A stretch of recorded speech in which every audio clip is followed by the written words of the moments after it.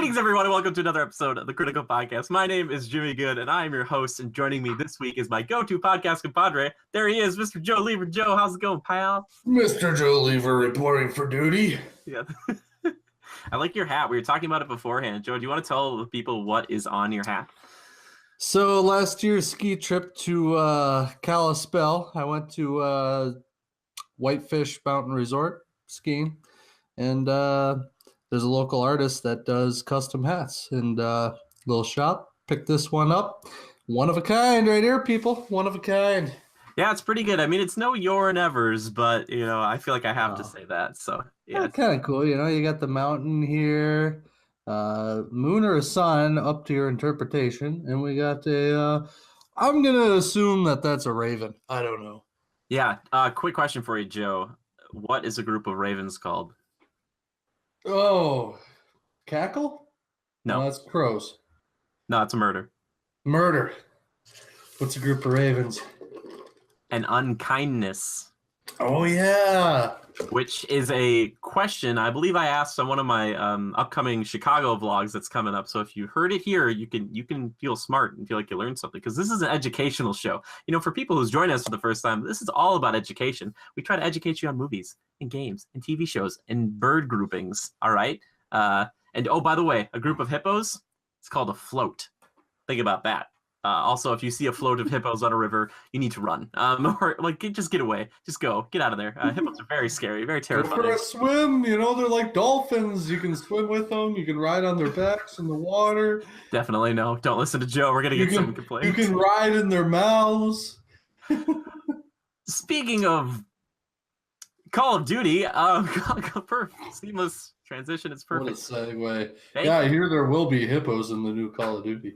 Oh, that'd be great. Call of Duty Black Ops 4 has been like weirdly announced, Joe. It seems like this year, like a lot of games are saying, hey, here's our announcement, and then we're going to be shown at E3 to kind of like get ahead of the curve. Black Ops 4, you know, both of us kind of Black Ops fans, me more so the first Black Ops. You were kind of a little bit more so into 2 and maybe 3 a little bit. But how do you feel about a Black Ops 4? Are you excited about that? Pause. I was always a big fan of the first one. The second one I never owned, but when I did play it, I really liked it. And then the third one was a future-y one. The fourth one, which is this most recent one, right? This is the one that's coming up here in 2018. That's not a... Yeah, so the most recent World War II version is not Black Ops. Or it's not Treyarch. Yeah. But yeah, it's not. Yeah, I believe so. Yeah. Yeah, so it's just... Okay, well, I have liked that one. But, you know, the third one was okay. Didn't do a hell of a lot for me. But I did really like 1 and 2. So if they go back anywhere close to that and kind of get back into the roots, I'm all about it. This last one did kind of feed that fire for me, you know? So sure. So a lot of good. It might be tough to go to another Call of Duty of similar taste. What would they need to do in this one to make you excited? Do they need to go back a ways like World War II did? Do you want them to go back in time quite a ways, or what do you want to see? To be quite honest, I'd rather see a modern one, like modern day, like 2018. Mm-hmm. Modern Warfare, baby. I'm thinking like modern Black Ops. I like it, and I don't know enough if like I know 3 was more futuristic. I forget if 2 was as well. Like I know you just talked about it, but those two was together as well. But it had a better feel to it for some reason. It felt more like Black Ops 1, like what you really liked and resonated with. But they had more future-y tech, but it wasn't like out there future-y. You know? Yeah, it's weird that franchise, I think, felt the need to jump over that, because I think it kind of leapfrogged over Modern Warfare, because they kind of had the stuff in the past. They had some things kind of back in like the 60s and 70s, and then we're like, woo, jumping way over that, the Modern Warfare stuff. So maybe this is the time to go back into that while World War II is kind of fallen back over here, you know? I don't know. I think that makes a lot of sense, potentially. World War II's been done enough, you know? And plus, Plus, Battlefield's doing it. You know, they got Battlefield 1, World War I. I hear they're going to do it too. Maybe we'll talk about that a little bit. I don't know. Teaser, spoiler. It's kind of been done. We've all seen it. We like it, but we've got enough of it. The modern stuff that's like today's day and age, 2018, current military tech and abilities and weaponry. I kind of want something like that, something that's like very relatable to us. Like it's in the media, we see a lot of it, et cetera, et cetera. I think it'd be appealing to a lot of people. Yeah, I think you might have something there because you think back to Modern Warfare, and that was a little bit of a while ago. It's changed since our Modern Warfare nowadays, modern, could be considered futuristic back in the day. But maybe that's the angle they'll kind of go for here, because it sounds like they're like Call of Duty kind of moved up to like as far like infinite and stuff that they could go, like crazy, like future space and all that. It's kind of falling back a little bit. So I wouldn't be surprised to see this group follow suit, which I think it's fine. It could be interesting. Plus, I enjoyed, the very first one I really loved a lot. It just felt really good, but things have changed since then. So, and like you alluded to, we're talking about, it sounds like Battlefield World War II is also going to be a reality here. Falling back, they went back to Battlefield World War I. Now they're going up to World War II. Are you at all interested in this one, Joe, as a shooter aficionado? Yeah, I'll probably have to get it just for Haley. Yeah, she's gonna be like, yeah, can we just please get that? Thank you. Yeah, she really enjoys that game, so I'll probably have to get it. But not to mention, as far as shooters go and quality, Battlefield is top notch. Like, it looks buttery, Battlefield 1 is, there are certain moments where you see like a little bit of like glitching, that type of stuff, or what's the word, framing or whatever, where you're like in something, or clipping and stuff. It doesn't quite interact with the environment, right? Well, with the giant map and all that and the amount of people in one match, I mean, that's to be expected. But for the most part, I mean, it's magnificent looking most of the time. And I really, when I'm away from it from a while, then I see her playing it, or I step in and play it for a second, it's kind of like, wow, I forgot how good looking this game was. Yeah. So do you think it's the freedom and the fact that she can kind of run around and do whatever she wants that really is more appealing to her in this game than like a Titanfall or a Call of Duty more so? Because it seems like she's gravitated towards this game quite a bit. Well, sometimes the pace of Call of Duty or Titanfall can really overwhelm somebody who's not like a little more fast-paced and hyperactive and very quick on their feet. Battlefield, Battlefield gives you the chance to kind of plan out your maneuvers well, think through what you're doing, large map and environment to kind of pick your points, and you're not constantly dying or constantly having to be on guard. You can kind of do your thing and enjoy it a little more. So, yeah. Well, I will say this though about her, that it's not the only game she's liked. She liked was it Griffball back in Halo 5? Yeah, 5. I remember she really loved that game. We had a lot of fun with that game too. We were like, we'll see how we like this game, and then we got like really into it. She liked it. That was a good time. Yeah, she was like, oh, cool. She called it Robot Ball, which I thought was great. But yeah, for sure. And I had a good time with that game. Well, I'm interested to see, World War II, it has been done so much. And now after Call of Duty just did that, what does Battlefield have to do now to be different enough? I guess, do what Battlefield does, because even though they're set in the same times, it doesn't necessarily mean that they're going to be the same types of games. Call of Duty seems so much more about the corridor, that kind of gunplay, like getting into a building and doing that sort of thing. But, Battlefield, it's so much bigger. There's so many more opportunities for, like you'd said, tactical approach and things like that. I'm not sure what they're going to do to really make it look different, because that's the issue. I think ever since the older war movies, I think of Saving Private Ryan, it's kind of hard to get away from that aesthetic in that, or kind of Dunkirk. But you don't want to make it too like pretty or anything. Like you want to make the game look great, but you also don't want to romanticize war at the same time. So I'm interested to see how Battlefield goes ahead with its marketing to be like, hey, World War II game as well, but we're different and we're bigger and we're crazier. What would you want to see from them? Going forward to maybe bring in other people or say, hey, we know you have Call of Duty World War II. That was like a year ago. Come play this game now. What's it going to be?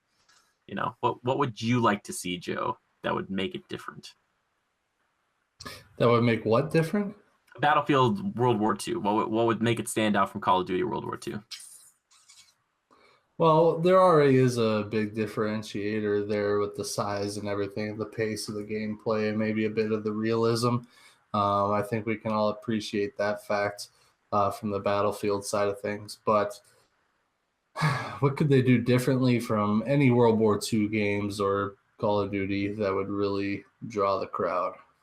Or maybe just in the marketing, just to say like, hey, we're a World War II game, but here's what's different about us. Like would you try to not just focus on the European stuff and kind of go back to the roots of Battlefield, like the 1942 stuff, and kind of show maybe more of like the tropical, like where the fighting was over like that area on the islands, maybe like Japan, all that stuff.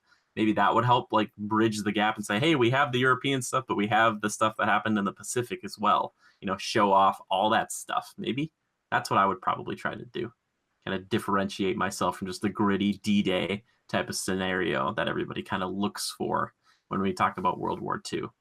That's just my thought. I don't know if you have any other thoughts on that or if you are content with just saying, hey, Battlefield World War II, here it comes. No. I mean, the location and environment could be a cool twist on it to make it more appealing. But because we've all seen the France, Germany type stuff. Yeah, exactly. Yeah. That's plausible. Yeah. But it's about all I can think of. I mean, for the most part, it is pretty straightforward, but still appealing nonetheless. Yeah, I just wonder now, after doing World War II and World War I again, I wonder where you take Battlefield after this. Do you even try to tackle Vietnam? Do you try to do something completely different? Do you try to tackle one of these other kind of smaller wars as opposed to the world wars? It just seems like an interesting place to be in if you're DICE, if you're Activision, saying like, hey, we take our war games up to this, and then we just have to bring them all the way back and kind of reset them every like kind of 10, 15 years. I'm glad I'm not the guy deciding that, because I'd be like, we kind of did this, we're catching up to Titanfall, you know what I mean? Like, the pressure. Yeah, because look at Respawn, and like with Titanfall, they could do anything forever. They could infinitely go from that point, because the starting base was something that we aren't used to with Titans and all that craziness with pilots. They can go and do anything they want, but with these war games, you can only go, like with Call of Duty and Battlefield, only to a certain point. You talked about the reality in Battlefield. It's like you can only go up to whatever's pretty much real. Like you can kind of make it fun, like Battlefield 2 Bad Company was kind of like a little more like lighthearted, I think, in some ways, but I'm not sure what else they can do to really like get people excited. But it sounds like some people are excited about this. Me, I'm just like, World War II again, come on, like please make something different. But yeah. I mean, the weaponry change from the World War I stuff that I'm playing now to the World War II stuff will be compelling. Not to mention, I mean, the reputation there is pretty top notch. I mean, so there's precedence. There's a precedent there. Yeah, exactly. They've proven themselves time and time again. And I don't want to throw any shade at DICE because, I think that's probably who's going to make it. They've had some interesting things go on with like Star Wars Battlefront and stuff. So it's like whatever they can do to make this game look good. And that's another uphill battle they're going to have to face coming into this, is that, no matter what or who is working on this game, people are going to say, all right, so where are the microtransactions? Like, what do I have to do in this game to actually play it and not have issues with like my character being underpowered or anything weird like that? Here's hoping we don't have those problems. And I'm sure it's a different group who's working on this, but I'm just hopeful that we won't have another Battlefront 2 on our hands, because why, oh why? Why did that happen? Anyway. How dare you? I love that game. No, you don't, you liar. You can't even name me one Star War. Star Wars 5 Andromeda. Perfect, you did it. I just feel like I think like a lot of people just like cringe really. Like I can sense the future, and that's what I'm sensing. We've got two pieces of casting news I want to talk about. Both, well, actually three. Joe, there's a special one I didn't tell you about before the show, just to freak you out a little bit. All right, this is all DC Universe stuff. We're going to talk about the confirmed one, and then we'll talk about the rumors. First confirmed, Kristen Wiig from Saturday Night Live, from everybody's favorite Ghostbusters movie, from Bridesmaids. I can't even say Ghostbusters. She'll be playing the villain or villainess, Cheetah. I didn't know a ton about Cheetah until Injustice 2 and maybe some other things before that. Interesting, kind of weird character. If you don't know Cheetah, Cheetah is basically I don't know if she was an Amazonian or not, but she basically is cursed with these, like, she turns into kind of like a beast. She looks kind of like a cheetah, but she's still humanoid. She has a tail and stuff, but she's very strong, very fast, very agile. Pretty good match physically for Wonder Woman. Now, I'm not the biggest cat fan, but I'm interested to see how they tackle this particular character, because I don't know if they're going to try to do CG or if they're going to try to, like, you know, do her up and like have a bunch of hair all over. I don't know. I wouldn't even want to start to begin to theorize how they would do that. But Joe, I wanted your hot take on Cheetah being Wonder Woman 2 a villain. I don't know if she's going to be the main villain, but potentially the main villain. What do you think about that? I don't know. After the design I saw from Injustice 2, quite frankly, I know nothing about her. I mean, I guess I knew she existed even before Injustice 2, but most of my information comes from seeing her there, and there's really no information other than that's what she looks like. But she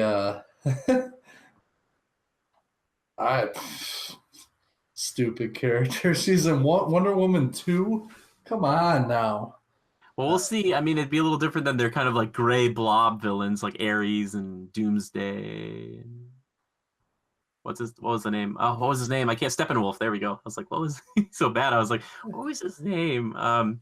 Yeah, I don't know. It'll be interesting. Kristen Wiig, I don't think is a bad actress by any stretch. I just am interested to see how they play off it, and it will matter too about the time piece. I don't know exactly when it's going to be. I think it's set in the 70s or 80s, so I don't know. It'll be interesting.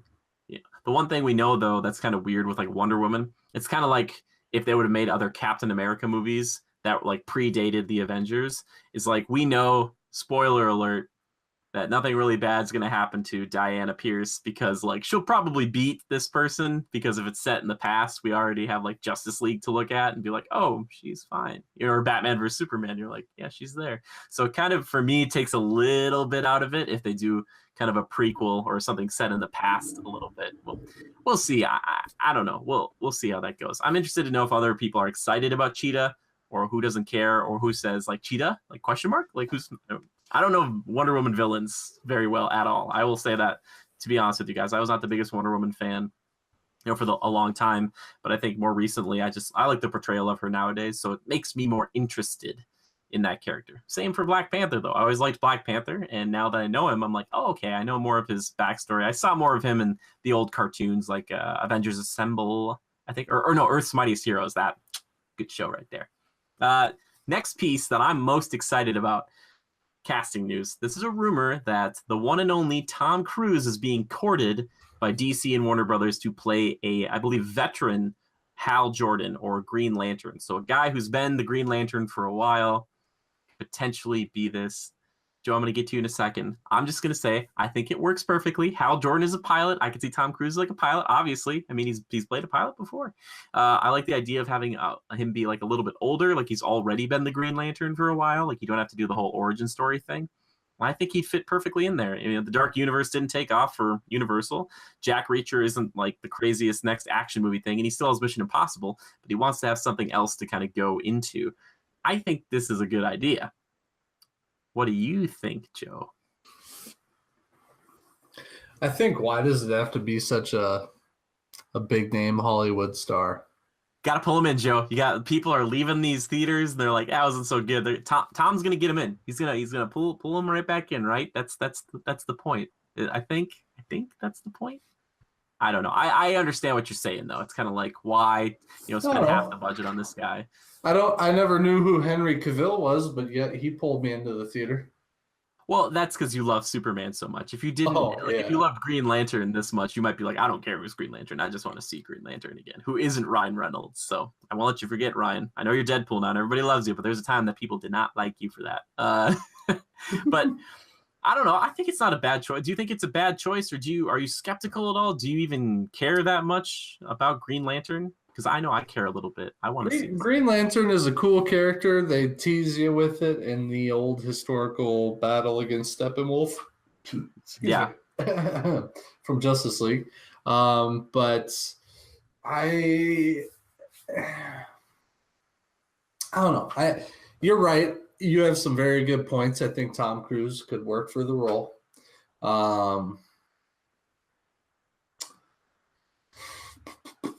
I just I don't know. I can't get too hung up on it should be a no-namer, somebody fresh.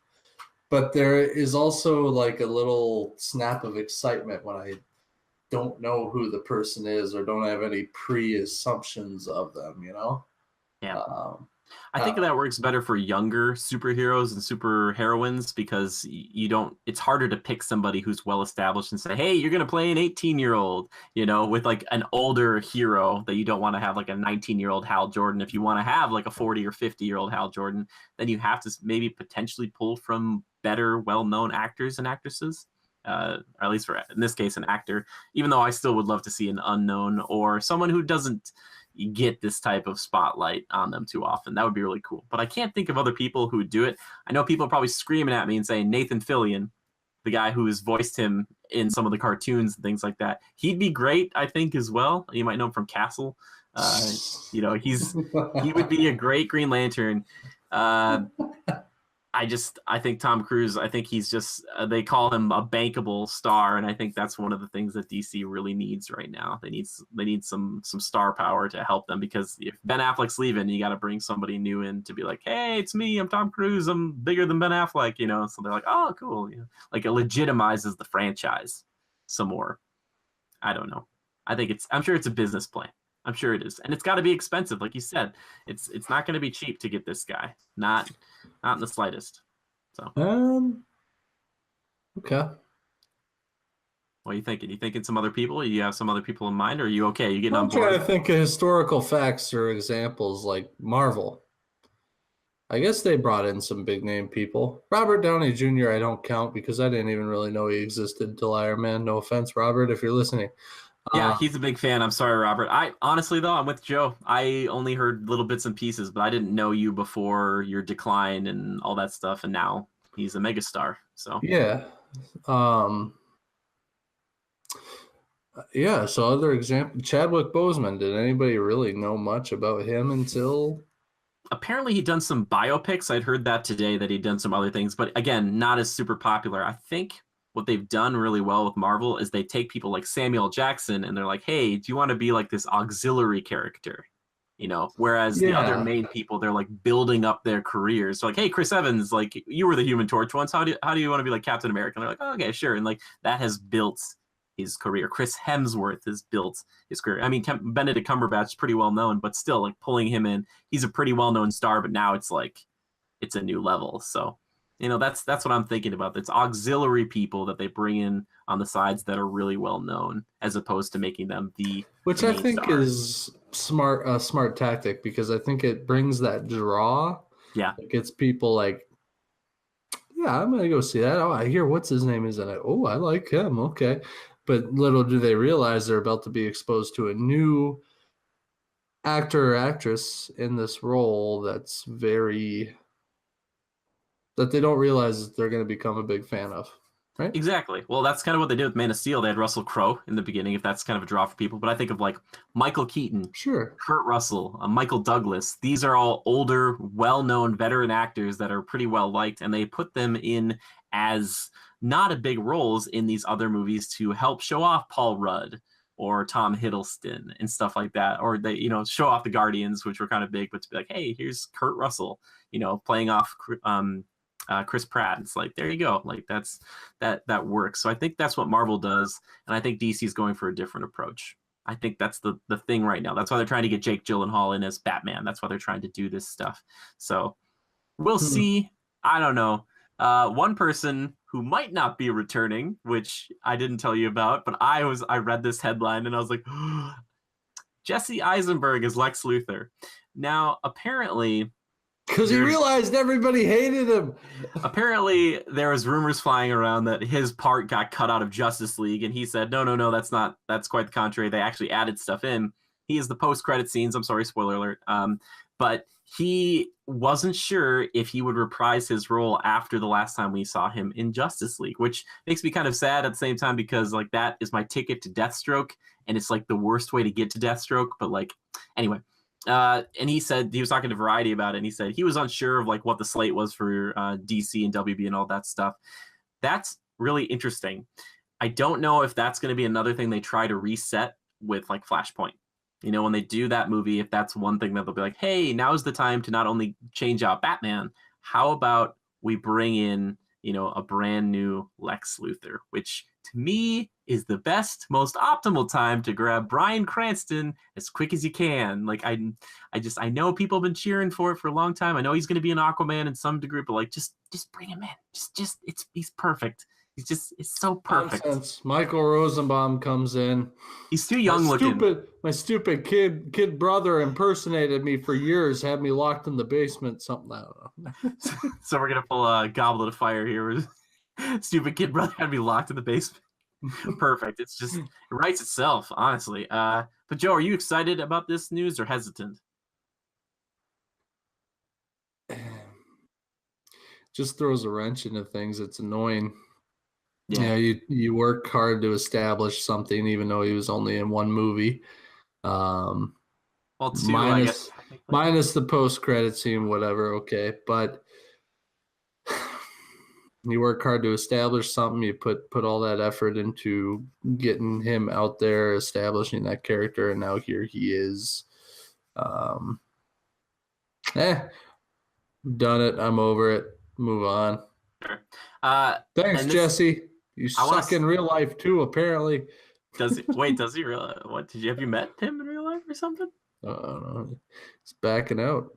Oh yeah, well, I'm not. He's not saying he's a quitter. He said that he wasn't sure if WB was going to want him back. So this is all rumor at this point. Oh, okay. It's not his. My bad. Jesse, I'm sorry, Jesse. I apologize. Jesse, we love you. We want you on this show. We just want to talk to you, and we want to know. Like he said, it's the most fun he's ever had playing any role ever. He really enjoys it. So it is weird, I think, to have a main villain like that and to not kind of bring them back into the fold. And they still might, you know, we might still see him again. It just seems like DC, besides Wonder Woman, which seems to be the only property right now that has firm footing, it seems like everything else is up in the air. It's like are we still doing Man of Steel 2? They said that they're doing the Joker origin film, like the Harley Quinn, maybe Gotham City Sirens thing. That's either the same thing or two different things. It's like Suicide Squad 2's coming out. It's like all this stuff's just like, it's like 52 card pickup.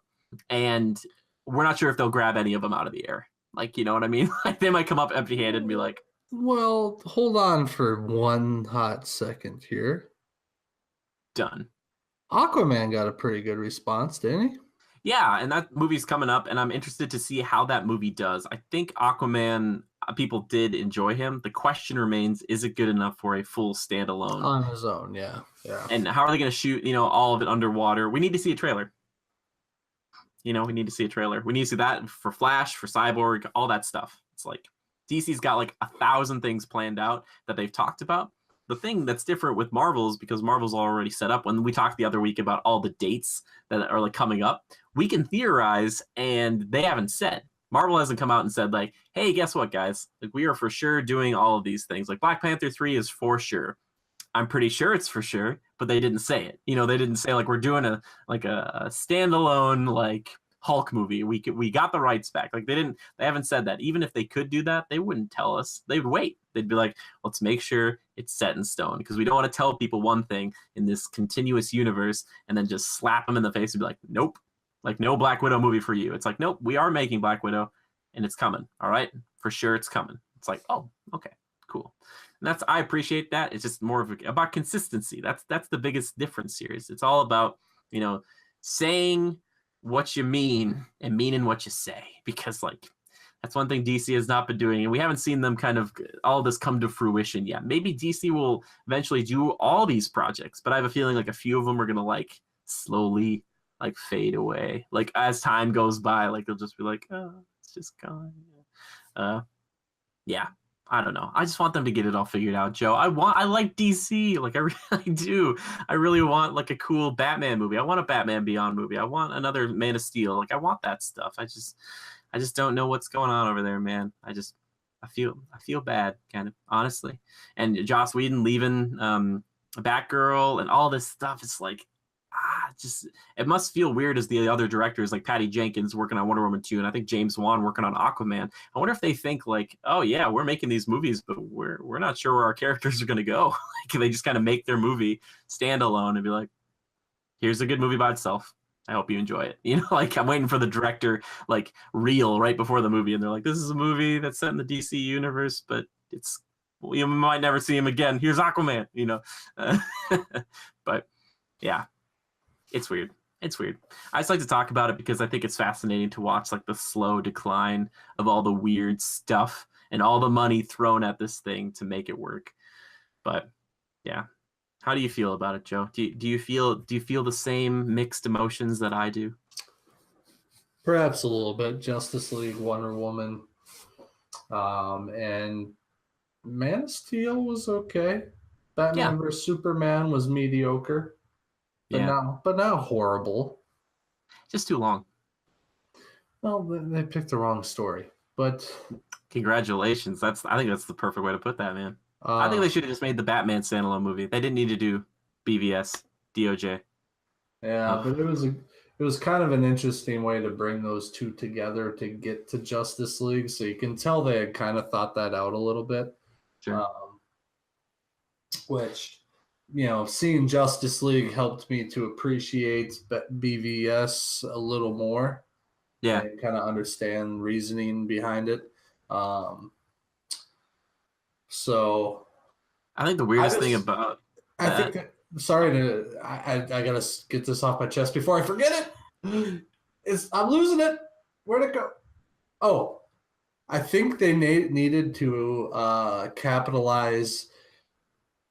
They needed to capitalize a lot more off of Superman's death.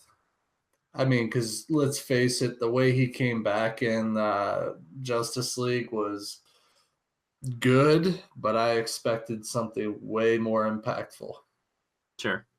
I think the issue there stems from the fact that Batman only fought alongside Superman one time. And then throughout Justice League, he says the team needs Clark. It's like, do you think the team really needs Clark? Because like 10 minutes before he died, or 20 minutes or whatever, you were trying to kill him. So it's like if you would have done another movie where they could have been as a team and then you kill Superman off later, then it's like, oh my gosh. You know, like think about it right now. If Cap like saw Iron Man die in one of these movies, like that's gonna hit you because like they've been through so much together, and like especially Civil War, like all that stuff. It's like, imagine if you get to that point and you're there and you're like, wow, that I feel that. But right now, when he died, especially in Batman vs Superman, sorry, these are all spoilers for movies you probably will have seen, but he doesn't stay dead for long, obviously. But like he dies, and then it's just like he's back. It's like, okay, so if you die again, we could bring you back. Like it just kind of it undercuts all that stuff, and it doesn't make it that sad because you're like, well, he has to come back. Can't because there are no more mother boxes. There's not enough energy to bring. Oh, you're right. Yeah, I forgot about that. Freaking crazy. I have a great idea for a video where it compares Justice League to Avengers: Age of Ultron, because there's a lot of stuff, including how Superman comes back and how they make the Vision. Those scenes are like so close to each other. I was like thinking about it in my head, and I'm like, Joss Whedon was like, all right, so what you're going to want to do here is you're going to want to put them like in this creepy spot. You're going to allow like electricity, lots of weird stuff, and it's going to be great. It's going to be so good. Like that's Monty and Joss. I know what you think. But yeah, I want it to work out, and I'm hoping that we get like another really good movie. Wonder Woman was really good. Justice League was, you know, it was fair. I stand by my score that I gave it. I think it's a solid, good film. I just think that I don't know if it's too little too late. That's the thing. More people should have been excited. This is the Justice League, bigger than the Avengers, like Batman, Superman, Wonder Woman. It should be huge. People should be freaking crying. They should be like, oh my God, they're all together. People were like, all right. Like, people weren't excited. They weren't excited. And people should be excited. Should be excited. Oh, well. Yeah. Anyway, I don't want to beat a dead horse. I just want to, we'll move on. We'll move on. But that's the casting out of that. Thought it was fascinating. Just wanted to touch on it for just a little bit. Let me know what you guys think. Are you excited for Cheetah, Green Lantern, maybe bye-bye Lex Luthor? I don't know. Cheetah. Lame. Yeah, that's kind of weird. Like, also, I don't know how fast she actually is. Because I kind of would rather have her be like a Jaguar, There's nothing compelling about her or attractive. Like, let's face it, Black Panther comparatively, dang, look at that suit. I think that's the thing, is because you take a person and you make them more beast-like, and they don't look as cool, maybe, but I think there's something to be said for it. She maybe has like a Hulk vibe to her, where you kind of look at her like, okay, kind of a human, not a human kind of thing. We'll see. We'll see how it looks. We don't know how it's going to look yet, but yeah, we'll talk about Black Panther later. Speaking of flawless transitions, Joe, I wanted to take a moment because Tomb Raider is coming out tomorrow. By the time you guys see this, it's already out. Don't worry, I'm working on a review for it because I know people really want me to, so that might take a day or two longer than normal, but it will be there. But in honor of a video game being transitioned into a movie flawlessly, there have been so many perfect, Assassin's Creed, the Hitman movies, Warcraft, all perfect films. This is a joke, by the way, if you guys can't pick up on that. I want to talk about something. We've got a question about this in the past, but I want to bring it up, make it like a main topic of discussion. Talk about a video game that we love so very, very much and to be fully transitioned into a feature-length film. And there might be a little overlap with some of the stuff we talked about in the past. We're going to try to change it up a little bit more so, but I thought this would be kind of fun. Joe, would you like me to go first, or do you have one that you're ready to go with? Do you have one that's like just you gotta tell people about it? You gotta make sure Hollywood makes it. Pokemon live action. I didn't know you were gonna say that, and I love it, but it's terrifying. Okay, like they're making Detective Pikachu, right? Where it's like a talking Pikachu. I think it's Ryan Reynolds that's gonna do the voice. People wanted it to be Danny DeVito. I stand firmly behind the Danny DeVito decision because I think a little Pikachu with Danny DeVito's voice trying to figure out crime scenes would be complete joy to watch. But you mean a live... What? No, yeah. Hold on. What? Yeah. So Detective Pikachu is a film that's going to be made. Apparently, I think right now I don't know if it's a game or something else, but it is going to be voiced by Ryan Reynolds, and it's going to be a film where it's like a little Pikachu rocking around with a little hat and a magnifying glass, and he's figuring out crimes. Because Ryan Reynolds' voice is perfect for Pikachu. I want it to be Danny DeVito. Anyway, you said live action Pokemon film. Do you mean like live action people and like CG Pokemon? What is that what you thought? Yeah, sure. Yeah. Okay. No, dogs and sweaters that look like Pokemon. Dogs and sweaters. I just and then all the Pokeballs are baseballs painted like a Pokeball. Perfect. This is a budget film. We're not getting Tom Cruise on this one. You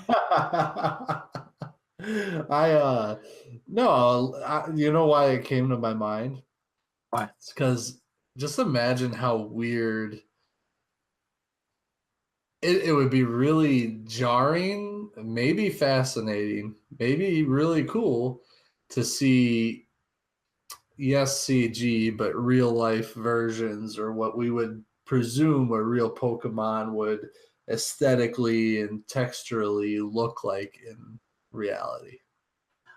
I think that's a really cool idea. I think it would be tough to do with some of them because you need to make Pikachu like a really big, it needs to be like this big. It needs to be like fitting in my hands like a small dog kind of thing, because you can't have it be like an actual mouse, because you'd be like, this is my Pikachu. Like, well, duh, exactly. Right? I think that's why it makes this so interesting, because have we ever really thought of these in real life? What would they be like? I mean, can you imagine a Charmeleon? First of all, or a Charizard. I mean, oh, I know. Don't even. I was just thinking about it. I'm like,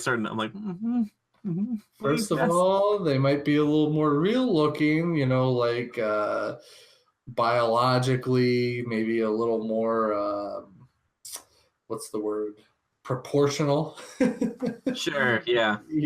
Like stubby little limbs won't always work, when compared to like, okay, Snorlax. How would you do that?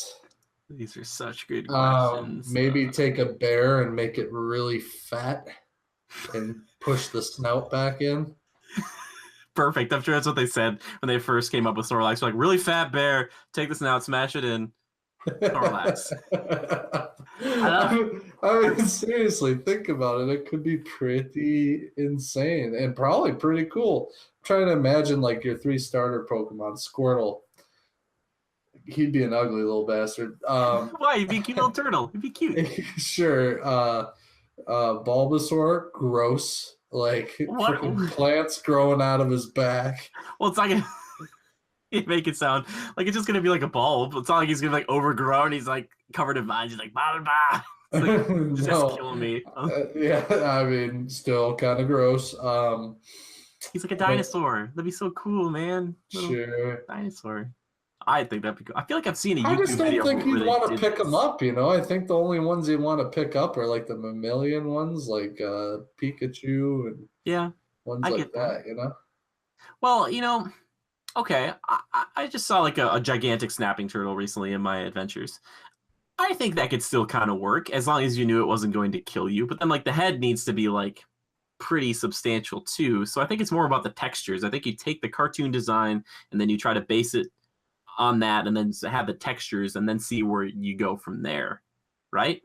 Because if you make it too correct, it's like, yeah, you're not going to touch anything. It's all going to be like covered in claws and like, stuff, and it's going to be hard, like especially with Squirtle. I feel like can't. No, like if Pokemon really occurred in nature, what would they look like? I would say not like the cartoon. I mean, maybe the same color, but they'd be different, So, okay, also, are we following Ash's story, or is this a completely new Pokemon trainer who's just... Oh, completely new, and he's not even a trainer. He's a... okay, I don't know. I was a Pokemon photographer? Oh, he's just a regular average Joe out on his lunch break playing Pokemon Go. Lo and behold, he finds the golden Pokemon location. Turns out to be a real Pokemon. So in this world, they're playing I guess you could play a Pokemon game in a Pokemon world. They do it, I'm sure. Yeah. Okay, I buy it. No, I think in the end it's just some random, just, establish your characters, whatever. No Pokemon trainer, none of that bogus. And there is definitely no Pokestop or a little hospital deal. Wait, you don't have a Pokemon? You don't have a Pokemon hospital? No.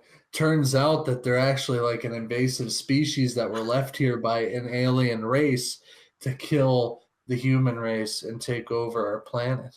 So the Pokemon centers are out. You can't have Pokemon centers. So there's no Nurse Joy or Officer Jenny. Trust me, we're the only ones who are going to need a hospital. That's what the tagline is. Trust me, we're the only ones who are going to need a hospital. It's just like a defunct like Pokemon Center, which is like a Pikachu shadow silhouette standing on top of it. So your movie about Pokemon, this thing created pretty much to sell toys and for children, is going to probably be like an R-rated horror film now? It might spin in that direction a little bit. I was hoping you were going to say... I personally think the story writes itself, Jimmy. I thought you were going to say a cup of coffee and some time. It looks like the Game of Thrones dragons, like it's like such good CG, or like the Warcraft, or like orcs look so good. It's like such good CG. I mean, that's what I'm expecting. And like, like Charizard, he looks like freaking Drogon from freaking Game of Thrones. Well, how big is that? Like, is that the biggest dragon? Yeah, that's pretty freaking big. So he's not that big, but you gotta have him just be a little taller than, like, he has to be like 7 feet or 8 feet tall, right? No, I'm probably calling him about 14 feet tall. He's pretty tall. What? I think the Pokedex entry says he's 5'6", which those Pokedex entries, you can't trust them, because like you and I would be like, hey, Charizard. Apparently they don't know how to measure in feet and inches over in Japan, because because that Charizard, Ash must be like a monster. Wait, no, I'm thinking in reverse. Ash is a midget. Like, oh God, I'm offending all sorts of people. I was like, here. not only have we attacked the childhood dreams of many, we've also pissed off the entire country of Japan by saying they can't measure. I do not abide by what Joe is saying here. I think they just went willy-nilly with it. I want to see how tall they say Charizard is. 5'7". Oh my gosh, so I tower over Charizard. I could crush Charizard with one arm. I think they screwed up on those because Blastoise is 5'3". I don't buy that. Mewtwo is 6'7".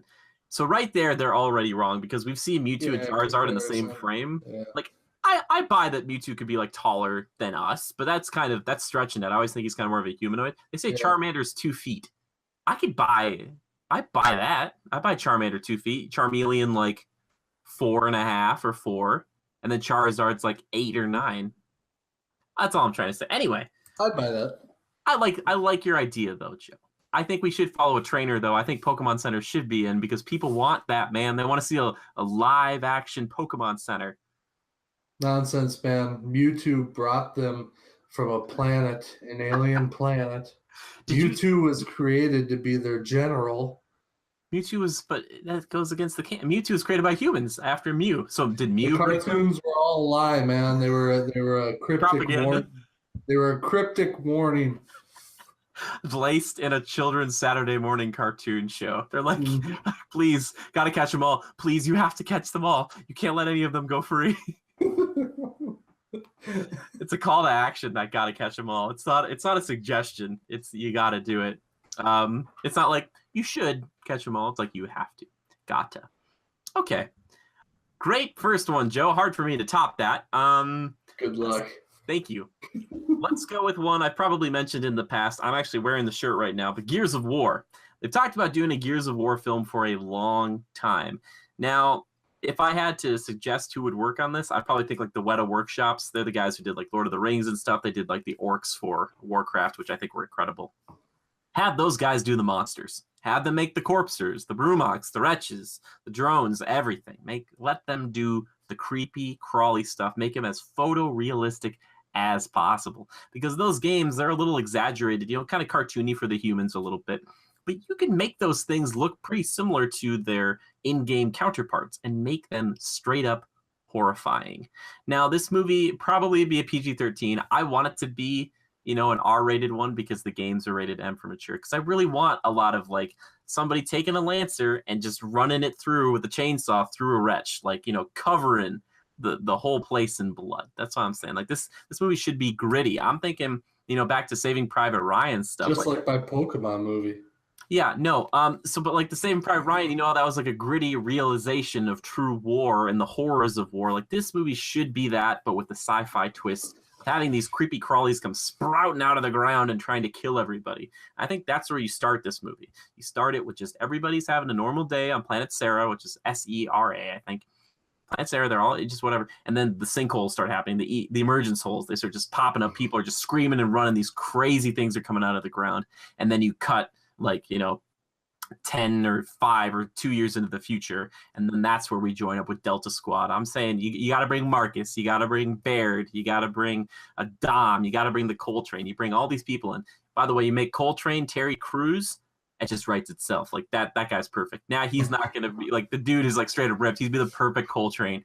Now the guys in the game are all like 7 foot tall, like linebackers. Every one of them, even the nerdy one, like they're all just like super, just crazy ripped like bodybuilders. So I don't think you necessarily need to make them all look like that. Make them a little bit jacked, but like I want it to be their story. I give them one mission maybe in this world. Say like, hey, you got to get, you have to get to take down the General Rom, who's from the first game. Maybe that is your goal. It's like an assassination mission, and like their journey through the planet and maybe underground a bit to do that. That's my suggestion for a Gears of War film. I think it'd be so cool, man. I think you get a lot of people in on it. It's a really well-established franchise. People would love to see this, I think. Like, it just would be maybe difficult to transition the craziness of the beauty, the destructive beauty of Gears into a movie. Jimmy, I'm kind of picturing that Tom Cruise movie, not the day after tomorrow, but that Jumper movie where he keeps reliving the same day over and over. Oh, okay. I was like Jumper. I was like, okay, and then I thought you were talking about War of the Worlds. You, my dear friend, are thinking Edge of Tomorrow or Live Die Yes. Repeat. Yeah, dude, Yes. that is perfect. Without Yes. as much time jumping, but No time jumping. Yeah. Oh, dude, that's the grittiness of that, and maybe make like those aliens were a little too weird for my personal taste. They were scary, but like make them the drones and all that they stuff. don't have much of a personality, Yeah. or there's no face to really judge them by or identify them with. They're just kind of a blob of Yeah. mass with They kind of look. tentacle Yeah. stuff. Yeah, but that's Joe. That's a perfect call out. Whoever that director is, get him for this movie because that's perfect. 'Cause that movie is gritty, sci-fi, like pretty visceral at some parts. Like, I think that's a. Yeah, that movie wasn't too bad. It was a little there was something a little lacking about it that I was just kind of like, but I liked it. I can see what you mean though, but I did enjoy. I thought it was such a fun. Like the movie had its very small moments of fun, but the rest of it was like, this is really a bad thing. Like you got to figure this out. So, yeah, but that's what I want. I want Gears of War. Jimmy, you took a more serious approach than I did, and I appreciate it. I think it is a good choice. It really is. Like, plus, I know I could get you in the theater, Joe, because you like the creepy crawlies, and I do. that's where like they have such crazy monsters. Oh, Gears franchise has some of the coolest monster designs anywhere, and that's what really gets me into a game, like Evolve and stuff like that in the past. If the monsters weren't that cool, I probably wouldn't be into the game. Oh man. True. In all honesty, I really picked that game up just for the campaign co-op. Yeah, man, it's great. Also, maybe you do a scene where it's like a third person, like they go through some of a firefight where it's like right over the side. I know Doom tried to do this where they went like first person mode for a little bit, but seriously, like a third person shot during a fight scene just for like 20 seconds, like an uncut shot of somebody jumping into cover, shooting, jumping over, like chainsawing something. People, I would be clapping in the theater. I try not to. It'd be like a lot of just like silent claps. Yeah, that's what I want. I just love Gears so much, and I really hope not 4, but 4 has already come out. I hope 4 set the basis for 5 and 6 and the rest of the Gears franchise, and I really hope that they make a movie about it because it's one of those that just would lend itself perfectly to this AAA, or not even AAA, but like big blockbuster summer movie that I think a lot of people would love, and also they could make it rated R. Potentially, we see the success of Deadpool and Logan and things like that. They could make this rated R and still make some money on it. So I'm just saying, it's right there. Microsoft, you're welcome. Do it, please, for me, please. Thank you so much, Phil Spencer. Thank you, sir. I know you're in control of this because you're like, I make the games, man. I don't make the movies. Yeah. Anyway, Joe, do you have another one for us? Do you have anything else cooking away there?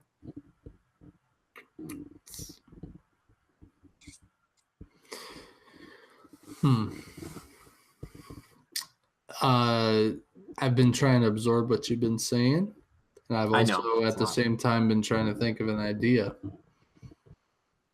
If you don't have one yet, that's fine. I've got another one ready to go. Well, I'm going to steal one of yours because you did mention to me some of the ones that you liked, and you're cringing right now. You're really worried.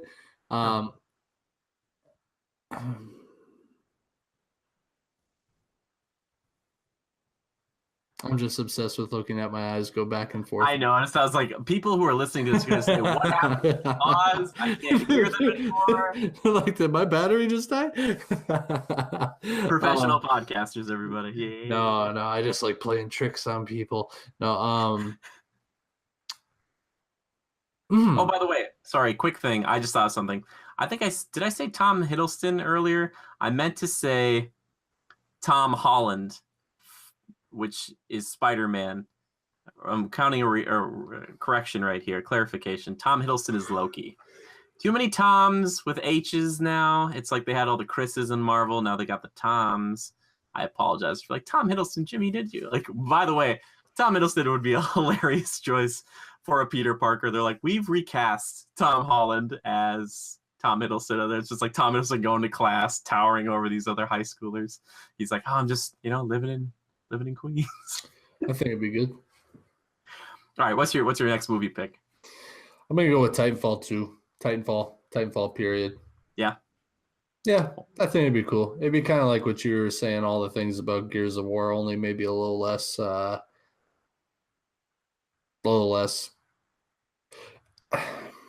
rated R, probably not required, but it could Yeah. be close, like borderline rated R. Do you make this movie about the connection of the pilot and like, do you bring BT into this movie? Do you make it where there's an AI in one of the robots that's just like you really care about it? They've done this a few times, like Iron Time for more Giant. good, buddy. Yeah, yeah, Only it's way cooler because it's about freaking explosions and cool guys not looking at them. yeah. Big Hero 6. And So like, people jumping on walls and flying through the air and futuristic weaponry, including the Titans. yeah, So I think that's the coolest thing you could do with this one is you can have a main character and they can go on missions by themselves where they're like kind of running and jumping and doing all this stuff inside, but outside you see the Titan kind of running by the window with them, and if there's ever like a problem you just see like the arm come in and just crush like 3 dudes, and then like the pilot flips over it. Like I knew that was going to happen. Like just like you can't even know where the Titan's going to be because it could show up at any time, which could be really cool. The fluidity and the motions of the pilot alone are just a spectacle. Yeah. And then having the Titan involved as well. Awesome. Yeah. You could almost kind of follow along with the campaign storyline from Titanfall 2 a little bit. Maybe expand on that a little bit. Cooler environments or settings. Maybe bring it to real world type of deal. I don't think it necessarily has to be planetary or, space. Yeah. Vibey. So, let's open and end with a big battle scene, though. Big, gigantic, 8-on-8. Like, let's make Pacific Rim look dumb. The only thing about Pacific Rim is you got these sweet monsters, but let's make it more relatable. So, question: can the smart pistol be in this movie for just like a little bit? No, it's cheating. Okay, perfect. Also, will you allow for a small amount? I want it in the movie. Can we do a little bit of the time travel thing? Because that was one of my favorite things in the campaign. Like, they only had it for a little bit, but I would love to see a character who is like messing with time, where they jump like 5 years into the past and then back to the present, and they can do it for like 4 or 5 seconds. That was such a cool thing to see in the game, like to play with that. Be like, hey, there's like 5 guys here. Go back, come back, go back, come back. So cool. That was so great. Can we do that? Can we do that time travel? I know you don't like time travel too much. Can we put that in, please? I'm totally down for that. Okay. I like it. I like the idea. I think what I'm picturing, Joe, is there's like a facility where we have our pilot run in, and like all the people there, like, oh my god, it's a pilot, and you do that kind of like running. It's like using a smart pistol, doing all that. The Titan fist comes and saves them from like 3 attacks, jumping into the past. This movie, you could do so much with it, with all the abilities that the pilot has, but they'd have to maybe choose their loadout before they left, because there's like the one that you can make like a clone of yourself, like go invisible. Like, you kind of have a Crisis feel to this game a little bit too, like, or this movie. I'm trying to remember the main class. What's the main standard one? For the Titan? The pilot. Oh, like their ability? Yeah, because you had the one with the grapple, you had the one that could make clones, you had the one that had a shield, you had the one that had... Grapple's a must, by the way. I would absolutely love to see somebody do like a wall run, and then grapple up and then just like punch someone in the face. But I want a guy that's like, yeah, I'm kind of an elite pilot, so I've got the cloak, I've got the grapple, I've got the... Has everything. I've got the multiplication, duplication deal. So yeah, don't even try. I want this pilot to never take their helmet off, and they just call him like never. Kind of like a mysterious guy, but then there's like sub characters that are like, yeah, like he's kind of overwatching on them type of a deal or something. Maybe, I don't know. That'd be so cool. And they call him like the End or like Ghost or just some name like that, and they're like, we should probably just send in him or her, and then they just do that, and it's just like, yeah, you're right. Later on, there's a bunch of rookies who are just getting taken out, and then he just shows up, and everybody dies. And they're like, what happened? And he just kind of lands or comes out of the cloak, and is like, you're getting sloppy. And then like he only says a few things, and then just runs off. Like minimal speech. Oh, that'd be so good. Like maybe the Titan talks a little bit more than the pilot. Oh, that'd be perfect. Just let me put myself short, kind of one-liners, maybe some quibs with the Titan, that sort of a deal, but nothing over the top. Yeah, that'd be so good. What do we call him? He goes by the Rook. Isn't that from something already? Maybe. I don't know. He goes by Or the Rook Slayer. I don't know what you call him. He goes by It's probably a cool name, and then somebody asks him his name at the end, and he's like, "Yeah, my name's Frank." They're like, "I thought your name was like." No, Daff. he goes by Cal. We better send in Cal. Like, why Cal? Such a weird name, man. Let's think of a better name. Gene. Crimson Fox. Crimson Fox. Yeah. All right, screw it. He's Glitter Weasel, and he's coming in hot. Like, oh, it's Glitter Weasel and it's Titan Crimson Fox. Here. You just see people run in fear, and there's like a guy who's first day, and he's like, "Who's the Glitter Weasel?" And then it's just 5 people died from him. He's like, "Oh god." I love it. This is writing itself. And yeah, Crimson Fox is BT, or Crimson Fox is the Titan, and they call him CF. You know, CF 20. Why 20? I don't know, because he's about 20 years old. We have more of a backstory for the Titan than we do for this guy. Like, they talk about him, but they just talk about the Titan instead. They're like, well, the Titan's been in operation for about 20 years now. It's seen a lot of wars. Like, what about the guy? They're like, we don't talk about. He doesn't want to talk about himself. The weapons programming is so substantial that no one can face it because of the extensive 20-year memory RAM that it has. It can counteract any attack it's ever seen. Yeah, it sees an attack once and it's learned. It's learning. Do you have like a Master Chief scenario where the guy never takes his helmet off? You have the guy walk by a bunch of rookies, or one's like, I heard that his helmet malfunctioned and he can never take it off. And he pretends to like take it off, like the gas comes out, and then he puts it back on. He's like, just kidding. And just keeps walking. They're like, yes, oh, he's so cool. And then he just disappears or grapples away. Yeah. Oh my gosh. Yeah, they'd be like, this guy, like he doesn't play by the book, you know? He's like, every book he's been given, he throws in the air and shoots. Yeah. Like, it's a new manual. He's like, don't need it. Oh man. I don't know. Glitter Weasel, like I feel like Glitter Weasel and Crimson Fox are dumb names for this stuff. But GW and CF. Gwoof. I know it's the last thing you hear before you die. Gwiff. It says CF, it's IF, and it stands for intermittent fox. Perfect. An intermittent fox sounds interdimensional fox. I don't know. Interdimensional fox. Interstellar fox. I also want to see, besides just the weapons, because some of them are pretty good, I want to see like that vortex grenade. I want to see some things where he's like using these things like really efficiently. Blow my mind a little bit, right? Yeah, exactly. I like this idea though. The names I'm not sold on, but everything else I think is just about perfect. So I don't know, man. Glitter Weasel is tops. I want to hear the names in the comments below what you think would be better names, but I still think this is funny and a fun idea. I think Titanfall for our mysterious pilot and the headliner Titan. It lends itself well to a movie. That's all I'm thinking. Joe, is there anything else you want to add about your Titanfall movie before we move on from the Pokemon and the Glitter Weasel on the big screen? I like the idea.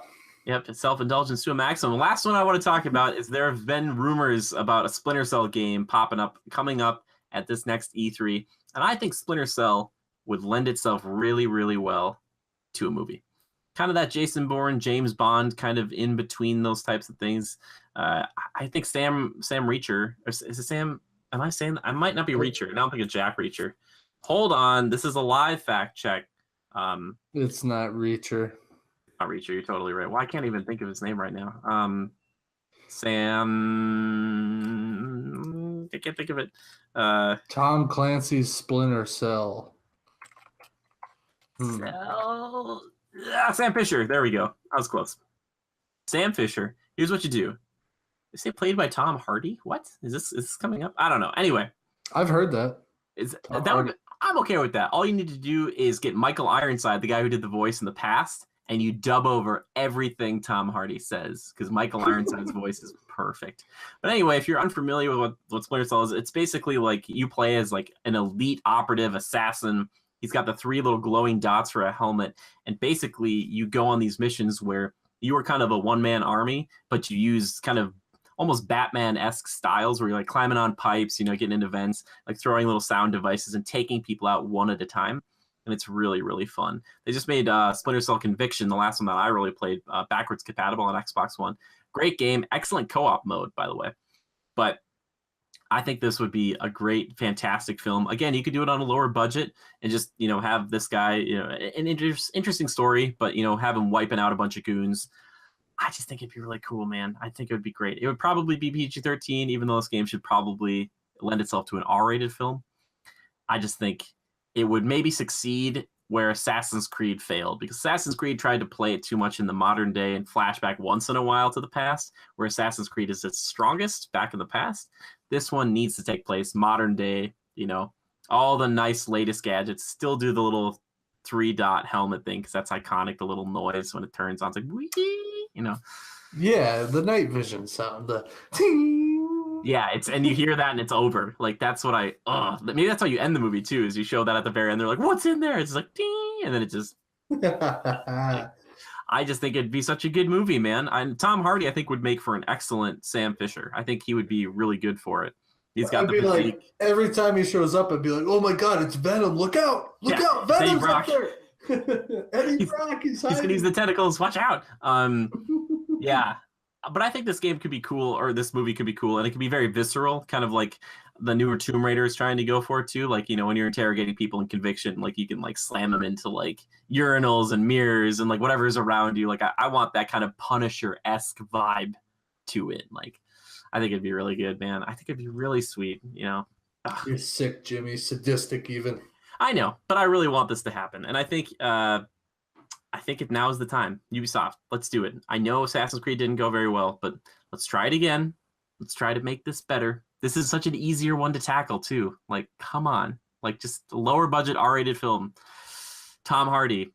It'd be perfect. That's all I'm trying to say. And by the way, if they've made films like this in the past or like little thing, I'm talking like either rebooting it or making it from this point onwards. So if like, Jimmy, they've already done a Splinter Cell film or whatever. I'm talking like from here, 2018 on. That's what I want to see. So, Joe, are you in? Are you going to come see my Splinter Cell movie? You going to come watch this? Did you watch this? I might be all right with it. You might be all right. What are you talking? Joe, you got to. I'm helping launch your Pokemon movie. Like, you got to come watch my Splinter Cell movie. I feel like. The only issue I have with it is it's not. It's a good one. Don't get me wrong. I just feel like it's a little standard. I mean, because you can compare it to a lot of things, but at the same time, this is a little bit more.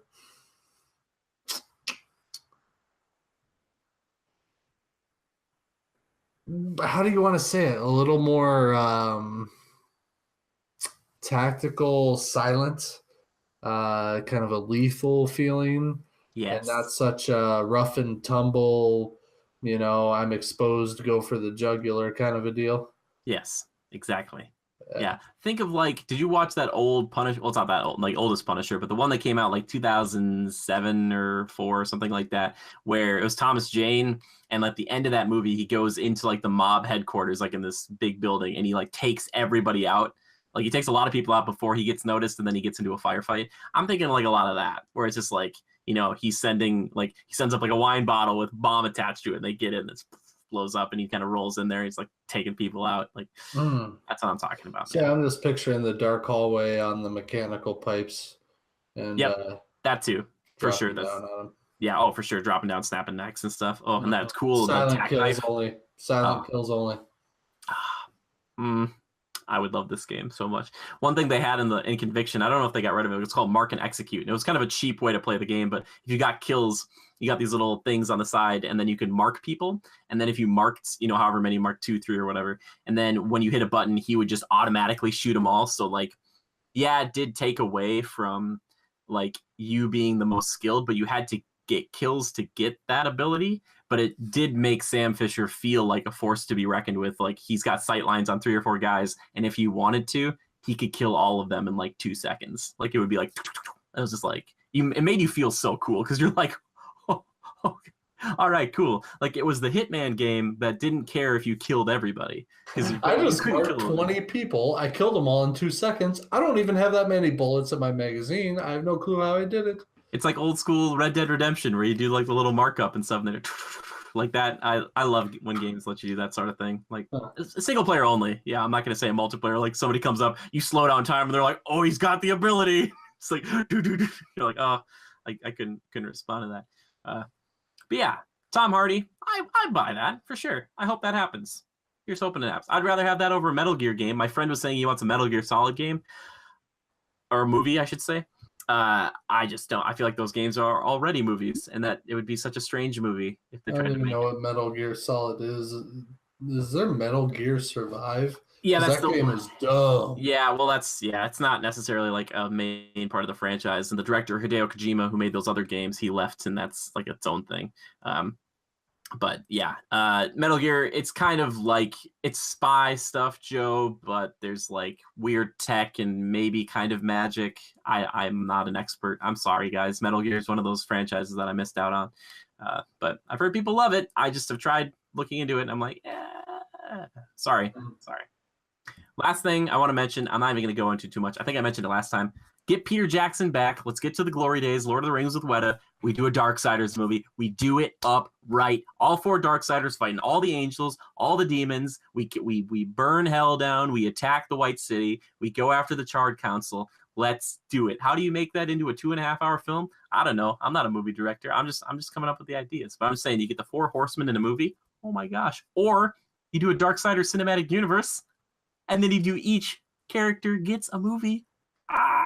That's such a great idea. I just had it. It's perfect. They do 5 films.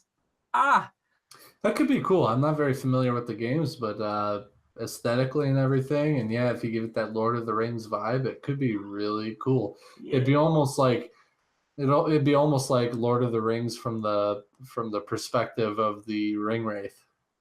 Yeah, a little bit, but you have to make it a little more kind of cartoony and colorful too. A little bit. Lame. No, not lame. You every time I say cartoony, you're like, I'm out. Yeah. Joe's too good for cartoons, which he's missing out because there's so many good ones. I'm just saying it has to be colorful because Darksiders is kind of colorful. It's like a comic book, so if you translate that into the real world, you still have to have some of those elements in there. No, man, just like my Pokemon, real teeth and all, scales. They have teeth and scales. Take a dump on the floor when you're not watching. But like they have teeth. Darksiders, they have teeth and scales, man. Everything's covered with teeth and scales. Like that's the prerequisite to be in Darksiders. Like you have to be covered in these things. Yeah, I just think it'd be really cool. Or just make, we talked about live action. Just make me a CG movie. I don't even care at this point. Just more Darksiders stuff, please. I know Darksiders 3 is coming, but that's all I'm trying to say. All right, Joe, it's time to get into the segment of the show I like to call, you like to call, we like to call, Hit Me With a Buddy. Not Time Killers. That's right. It's time for Time Killers. The games we've been watching, the movies we've been playing, the TV shows we've been viewing. Joe, what have you been killing time with, my friend? Oh, Monster Hunter. Plenty of Monster Hunter. I see. They just, I think they just released a new, I don't know how to say his name. It's like Devilgio. I don't, a classic Monster Hunter monster, I guess, but a new monster for us and 14 new different weapons, basically, or skins for those weapons, or I should say augment trees. But what? Yeah. 14? So there's 14, one for each weapon. So like if you have a great sword, you get one. Like everybody got one. Yeah. Be based on the new monster, right? Yeah. Which I feel kind of bad because I feel like they have to do that with every single new monster they come out with. They're like, so we come up with this new cool monster, right? And they're like, yeah. And they're like, that means we have to make 14 different new looking weapons. And they're like, yeah. They're like, oh, okay. All right. Yeah. Oh, yeah. So we don't want to spoil anything, right? But not really a spoil. But it's not really a spoil. It's out there. Get after it, right? Devil Joe? Yeah, that's you. Now, what's the name of the monster? That's me, Devil Joe. As opposed to Heaven Joe or Angel Joe. Yeah, the pickle wyvern. Yeah. Also, they announced coming soon is a Devil May Cry skin and some so you can look like Dante from Devil May Cry, and you can have like his sword and Ebony and Ivory his guns. So I was like, that's such a great idea for DLC, baby. I don't know if I buy it, but I was like, that's pretty cool. So this monster looks a lot like it looks a lot like a T-Rex with an alligator face, only the teeth come out of the nose and Perfect. the lower jaw. I'm about that. Cool. I think it's a good idea. Mm. I'm just excited to see more of them. So what else have you been killing time with besides Monster Hunter? Ooh, Jimmy, there's stuff. There's stuff. I know there is. What has it been? What has it been? I know I watched a movie recently. I had to have. Did I watch a movie on Friday night? I swear to goodness, if you say 47 meters down. No. Oh, yeah. Oh, and I have to give you all the details on how they got to the bottom. No! And when the sharks show up. And, it's Groundhog's Day. I'm just reliving this over and over. Oh, man. Deja vu. No, I'm pretty sure we watched. Oh, Jumanji. Oh, yeah. I have to watch that. Yeah. Yeah. Is it worth going to the theater for? Definitely not. Is it worth watching when you're bored and you just want to kind of chill and laugh a little bit? Yeah.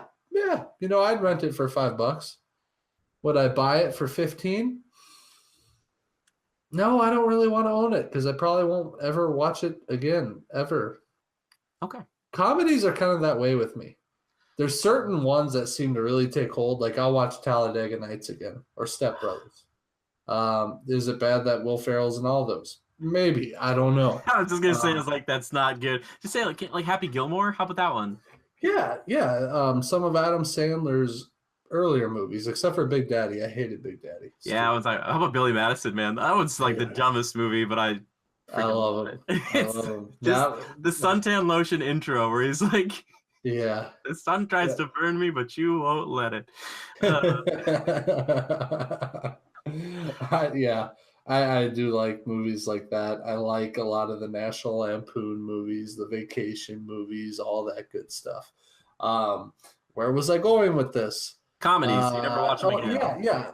Other than those and some of the major classics, especially Christmas Vacation, for those of you who haven't seen it or haven't watched it during Christmas or even Midsummer, go watch it because it's the best.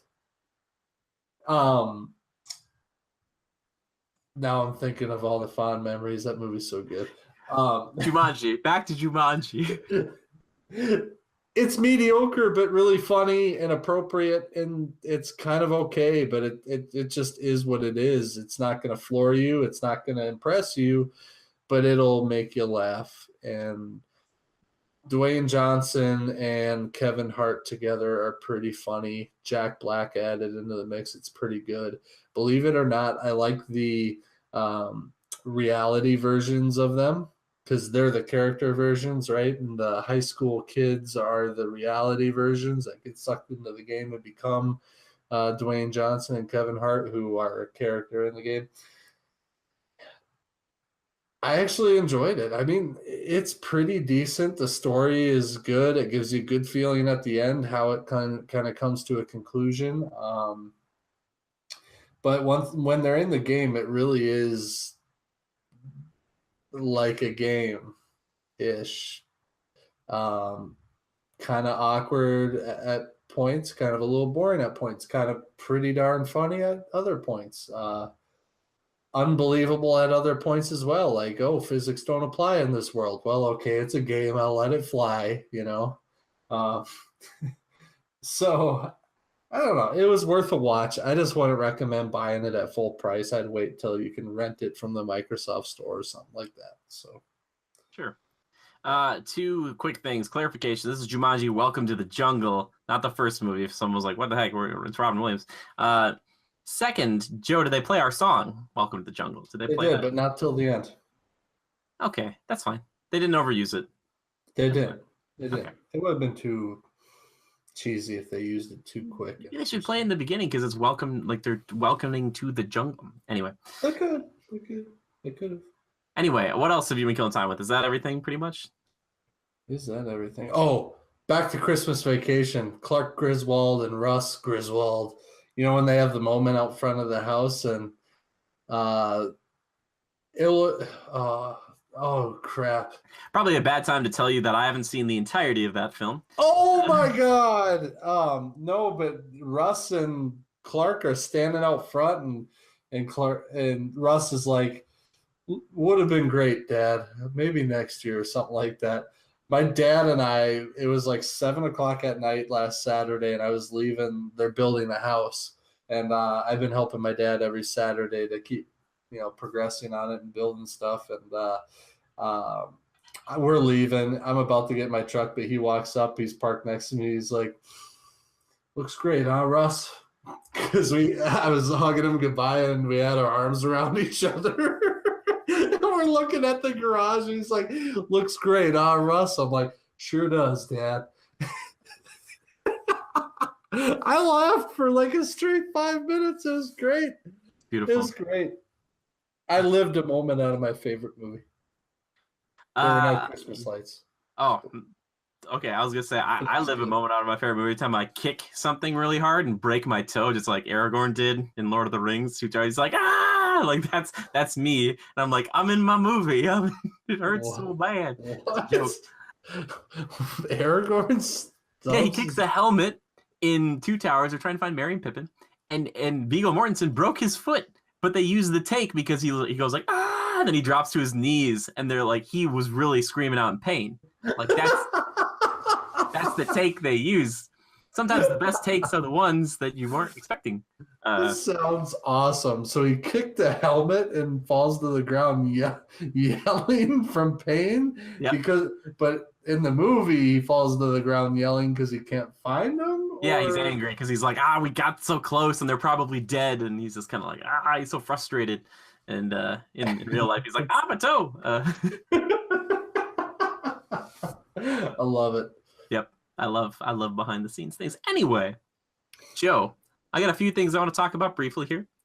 I saw Black Panther again. I stand by my score. If you haven't seen it, check it out. But I think it's a good movie. I think it's solid. I really do enjoy it.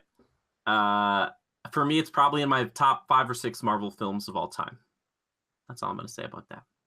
Captain America ones are all like to the top 3 spots. I just love those Cap movies. They're all so different, but I love them.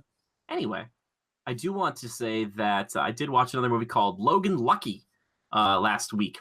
And it's a film about these 2 brothers who are the Logan brothers.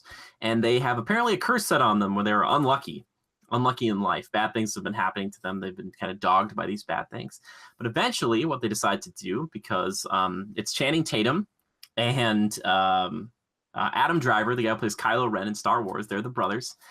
Channing Tatum gets let go from work. He's working for this kind of mining excavation job underneath this kind of NASCAR raceway. They're trying to put some stuff together to kind of solidify some infrastructure or something. He gets let go, and he decides that this would be the perfect time to try and steal some money from a smaller event coming up. However, due to a few things that they weren't planning on, they end up having to rob a little bit early, about a week early, which is the Coca-Cola 600 or 500 or something like that, one of the biggest NASCAR racing events of the year. So it's a heist movie. It does a few things really well. They have Daniel Craig in there, who plays James Bond nowadays, and he's like this crazy, weird, like Southern hick villain dude, but he's on their side. And this, if you like Ocean's 11, it's not as kind of fun and fast paced as that, but there's a lot of stuff going on. It's an interesting film. I recommend watching it if you have a chance. I wouldn't say like go out and buy this film, but it's worth a watch. One thing they did really well in this one, and I think the rating's probably PG-13. They did a really good job, and a lot of movies don't do this, and maybe I'm just like an old guy or whatever, but the dialogue in this movie, like they didn't really swear too much at all. Like they did a really good job of like finding funny ways around it, or just like interesting character interactions where they're not just constantly yelling at each other. And I just think it makes refreshing. Yeah, it was refreshing, and it just makes it seem more of like intelligent writing. Like they have a few moments where that happens, but like there's this moment, there's like this weird Game of Thrones reference thing in there, and I'm not a huge Game of Thrones fan, but like this person's trying to explain to these other people that the Game of Thrones books are different than the TV show, and that the TV show is not caught up to the books and it's diverged from the books, and like what you want we can't get, and they're like, like it was just funny, just interesting stuff. That kind of coincided with all this. But there's a lot of moving parts to this film. So if you like a heist movie, you like a lot of things where you have to sit and think, how did they do that? Like there's a little bit of that in here. So it does drag on for a little bit. This movie's a lot longer than I thought it was going to be. But I recommend you check it out if you have the chance. I think I watched it on Amazon Prime. If you have Amazon Prime, it might be on there. I think it was that or Hulu. One of the two. I think it was Amazon, though. Let's check it out. Let's see. We talked Black Panther, Logan Lucky, Monster Hunter.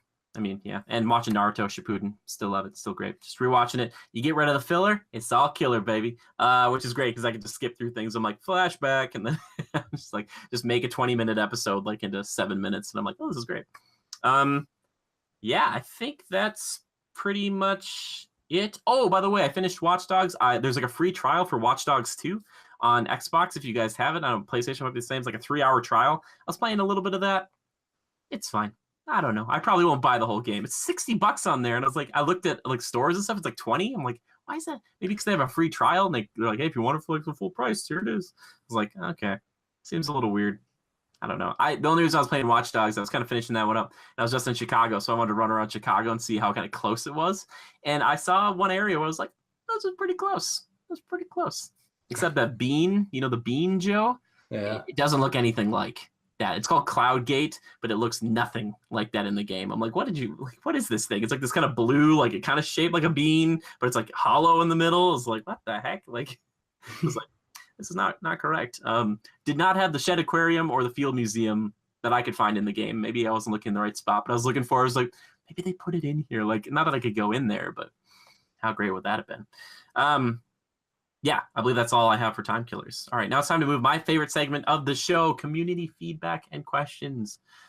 Joe, you got a question for us, my friend? Got any good questions this week? We did. We got some real good ones here. So, should I just lead in with one here? Yeah, lead in with one, buddy. Lead in with one. All right, me first, huh? You're such a gentleman. Such a gentleman. All right, Jimmy. Coming from our buddy Missile Mage. So at Go Critical, at Lever_627. That's how you reach us, by the way. Oh.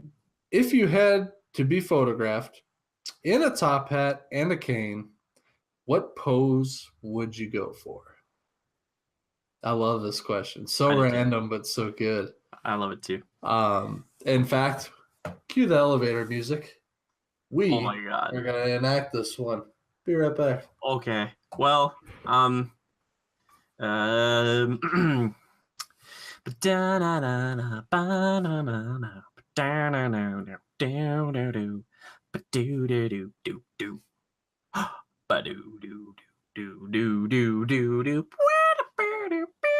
sorry, that's probably really loud, guys.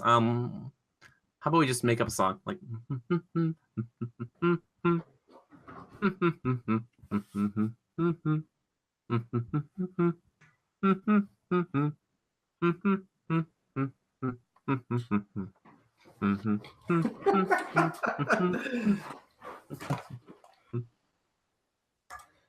I'm back. All right, you are back. Oh my God, what? I was totally. I don't know if I interrupted. Were you saying something, or Oh, were you no, literally singing the elevator music? Yeah, I was. I changed songs halfway through. I was running around. I almost grabbed the plunger out of the bathroom because I do not own a cane. Then I thought, you know what? I got some handrail from the stairs I'm redoing right here, and my cane is more of a staff. It's more of like a Gandalf type of deal.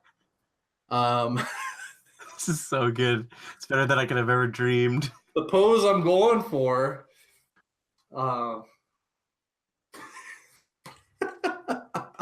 This is so bad.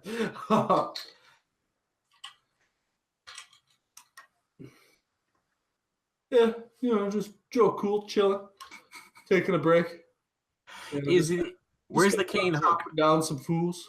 Is the cane hook like behind you in this scenario? If you had a cane? So I honestly, it's not going to be a cane. Okay, it's a staff. It's a scythe. Oh my god. More Reaper style, you know. With a top hat. I was just out threshing wheat, and I wear a top hat when I thresh wheat and kill Why not? people. Why wouldn't you? I went through all the trouble of enacting this whole thing, but yeah, I had a top hat. And if you want to know the type of top hat I'd wear, look up Pride of Gypsies on Instagram, Mr. Jason Momoa. My man. If I could somehow secretly get Jason Momoa on the show without telling you, do you think you'd have a heart attack? Yeah. Oh yeah. I would bust out a Guinness and drink one with him. I would start the show and I'd be like typing, he'd be like, what are you doing? And then he'd see like a little Aquaman symbol pop up in the corner, he'd be like, who's this? And he'd be like, my man. And I'd be like, this totally worked. Dude, I would lose my mind. It would have to be in person. Mr. Momoa, I'm such a big fan of your work. Dude, yeah. He seems like a pretty cool dude. He's kind of I don't know, very genuine, kind of gritty, down to earth kind of a guy, you know? Sure. My pose, I'm sitting in a chair, left leg over the right, kind of like, propped up. I have my hat on. I've got one hand on it, like this in the front, on the brim. The other hand's off to the side of this big chair, probably red. It's spinning the cane constantly. So it's like whirling. And I just have a nice devilish smile. It's like, so something like this, right, Jimmy? Perfect. Yeah, but I'm with my fingers like this, so you can have it. You do like this, so it's like a helicopter blade. You know what I'm saying? Helicopter blade. so a lot like this. Yeah. Yeah, perfect. That's what you're doing is just perfect. Don't stop. We just have Joe like this for the rest of the show. Can I stop yet, Jimmy? You can stop. It's too much. We don't overwork you. I felt like we did that question due justice. We did. We actually overkilled that one. Thank you, Missile Mage, as always. Anna, our dear Anna, at Little Red Rider. Sorry, Little Red Rider. Lil_Red_Rider on Twitter asks us, #critical podcast. I rewatched Pirates of the Caribbean recently, the first one. What are your thoughts on the representation of pirates in that movie compared to other portrayal of pirates you've seen? Pros and cons. What's your favorite kind of pirate? The representation of pirates, depending on the pirate. You look at Jack Sparrow, he's kind of like this weird, kind of like a meta pirate. He's the fantastical version that everybody thinks of. Sure. The one that I think of, though, Joe, is more like Captain Barbossa, like the cutthroat in the first one. Like the best line that you get from him is like he's talking about going to kill everybody. And they're like, I think like Elizabeth's like, why would you do that or whatever? And he's like, people are easier to search once they're dead. Like that is such a pirate. Like to me, like that's what I would think that a lot of them would say. Is they're like, why would I keep them alive? I'm just going to kill them and take their stuff. Unless you're going to take captives. But I think the representation is interesting. There's a few different types of pirates in those movies. But compared to other portrayals, I haven't seen pirates really portrayed in a lot of other things. Like you might see modern day pirates in some other movies, but what's the one with Tom Hanks?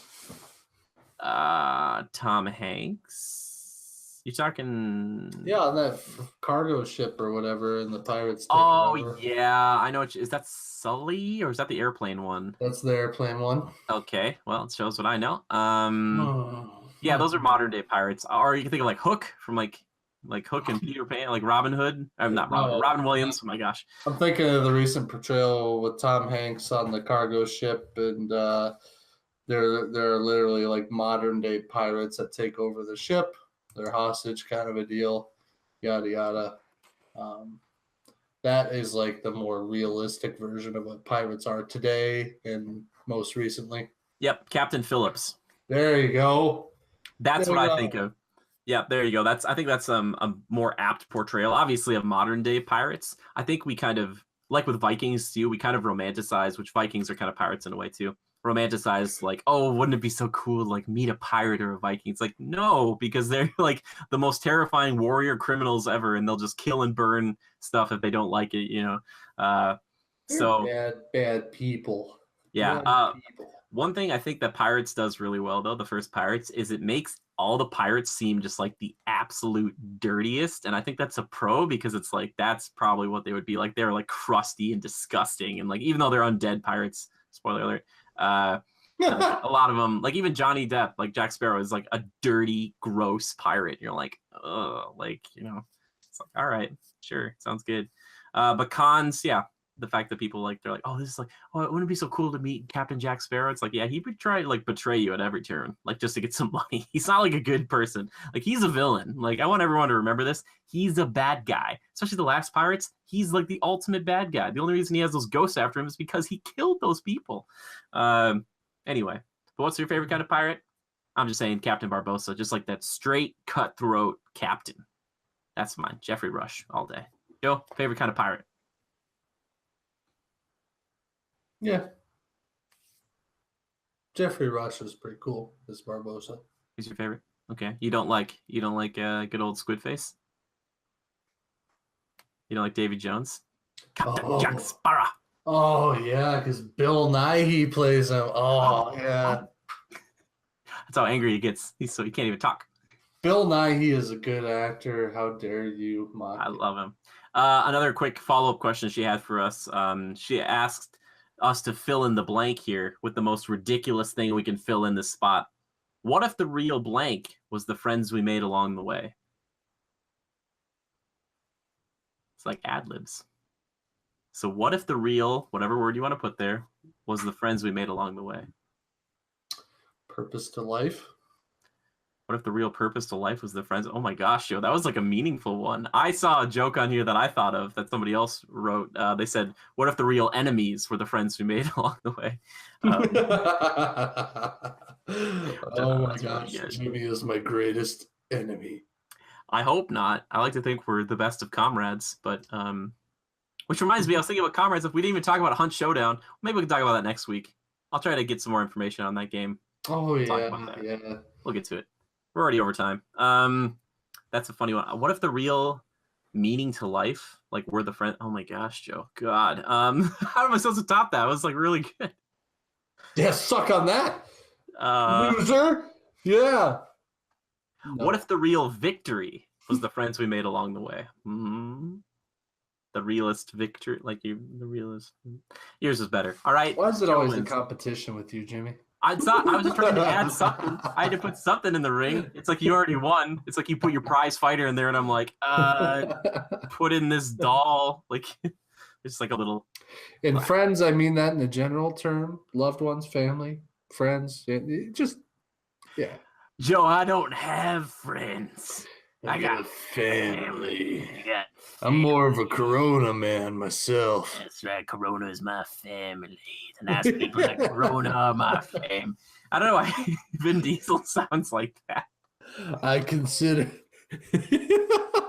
like a cranky old man. I consider Corona my family. I wish they would just show a Corona truck just get smashed in one of those movies, and he just goes like, "No." Who did it? Who did it? Mr. Diesel, we're going to need you to emote some more because we think that this scene could be dragged out to about 5 minutes. You're like, Oh, man. Well, thank you guys for your questions. If you ever have a question, a topic, or a little game you want us to play here, like that one we just played, basically, here on the podcast, all you have to do is tweet the hashtag Critical Podcast to either of us. You can tweet at our official account, which is at GoCritical. It's a capital G and a capital C. Or you can tweet at me personally. I'm at JimmyGid013. If you have a question for Joe, you can tweet at Lever_627. That's Lever just like Beaver, only with an L. Exactly. You seemed kind of confused and surprised, but I appreciate it. I thought we might have had some more questions on deck, but I think we will. I think we should save those. Keep them up the sleeve for next time, huh? Yeah, just in case. You never know. For a rainy day. Hopefully, maybe it will be raining where I am. Anyway, speaking of when it's rainy days, you can hang out inside. We can hang out with me, streaming on Twitch. We've been doing Tuesdays and Fridays, but I know people have been craving Mondays, so we'll see what happens. Next week, I was going to say, but we're at twitch.tv/critical reviews. I'll talk about next week in just 1 second. I want to thank a few people first. I want to thank This Is Daleb for amazing intro, outro, music. I love it so much. And thank you to the one and only Yoren Evers, who does all of our art pretty much here on the show. The stuff you see at the beginning, the end, all the stuff you're seeing up here with the Patreon stuff, which is the best way. If you want to support us, check us out on patreon.com/critical reviews. You can support Yoren, who's a fantastic artist, and you can help support this show. We're trying to get to $250 a month so we can have a set streaming schedule, get all those cool avatars and things like that if you donate at any of the levels. But at $100, you get the fully customizable one, and we'll talk about you on the show. So if you want to hear your voice or a voice given to you and see your beautiful face on the show and to say a little blurb about you, we've got spots open if you want to join us for $100 a month. But even if you just do it for a couple of months like Jonathan did a while ago, that helps the show a ton. Thank you, guys. I want to talk about next week for just a second. Next week, we're going to have a similar situation to what happened the previous week, where the show will probably be out on Sunday instead of Friday for patrons and then Saturday for everybody else. The reason for that is I'm going to be in California. We're going to do a Critical Reviews meetup. It was going to be an Easy Allies and concert meetup thing, but the times didn't work out, unfortunately. But I will be in California, in Anaheim. So if you want to meet up with me, we're going to meet up on Friday, March 23rd. Double check the date. Aye, that's right. So if you want to come to Disneyland or downtown Disney, want to meet up with me, if you're going to be in town, please, tweet at me or whatever. We'll tweet out the times and all that stuff. But I would love to meet up with you, shake some hands, give some hugs. It'll be a jolly time. But I'm going to be there until Saturday, so it's going to be hard to, so we come back Saturday. Joe's just throwing his phone. He's so excited. He's like, I was trying to check those dates to see what it was. Thank you. We're all checking in on it.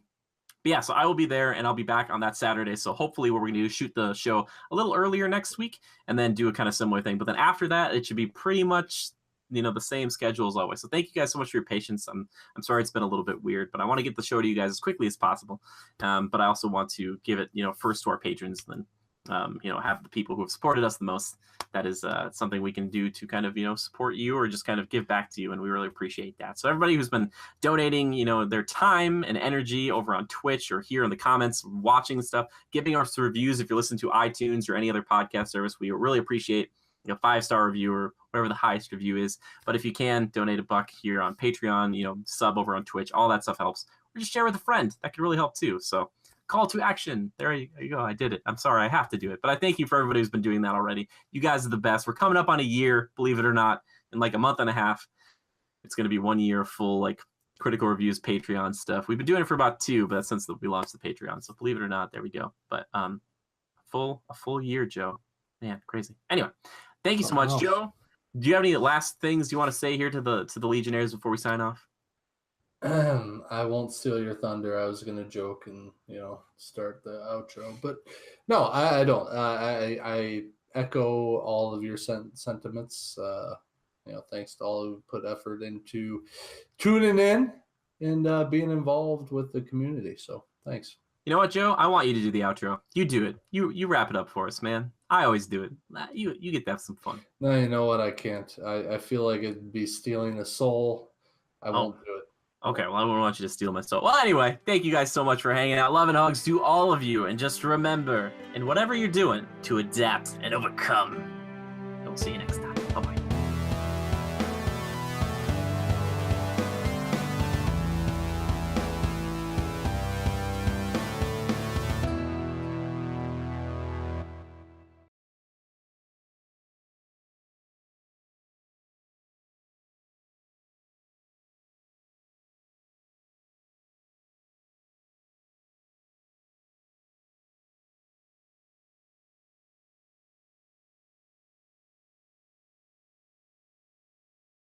Welcome to the jungle. Oh gosh, nope. I have to cut all this. Anyway.